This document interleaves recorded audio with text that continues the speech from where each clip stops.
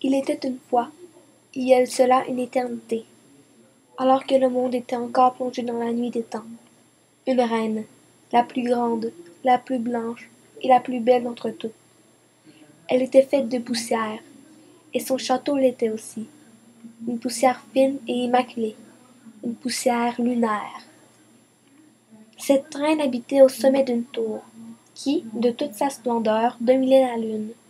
Mais malgré tout, cette reine était seule, seule dans cet univers vide et glacé, car à cette époque, les étoiles n'existaient pas encore, et du haut de sa fenêtre, elle contemplait la terre qui s'étendait sous ses pieds, et que les hommes y naissaient, souffraient, et qui finalement mouraient, et redevenaient de la poussière, une poussière sombre et infâme, une poussière humaine.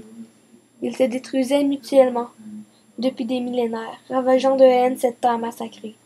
Quelquefois, devant ce spectacle tragique, la reine versait une seule larme et unique larme, qui glissait le long de sa joue, puis tombait, longtemps, avant d'aller se perdre quelque part sur terre.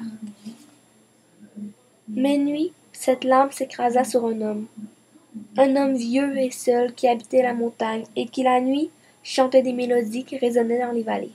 Cet homme était bon, et c'était le seul être sur terre qui vivait en paix. Sa voix était si douce et si profonde que la reine, en l'entendant, devint amoureuse de cet homme. Et cette nuit-là, alors que la larme tombait sur son front, l'homme leva la tête et aperçut la dame si blanche et si triste qu'il observait du haut de la lune.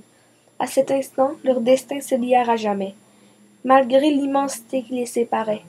Puis, chaque nuit, la reine accompagna de sa voix claire l'homme dans ses chants. Ainsi, il n'était plus seul. Jusqu'au jour où l'homme mourut. La reine en eut tant de chagrin qu'en hurlant, son cri fit trembler les murs du château, qui s'écroula, et la tour tomba en poussière, ainsi que la reine. La poussière s'éparpilla aux quatre coins de l'univers, parsemant le ciel d'innombrables points scintilla dans la nuit.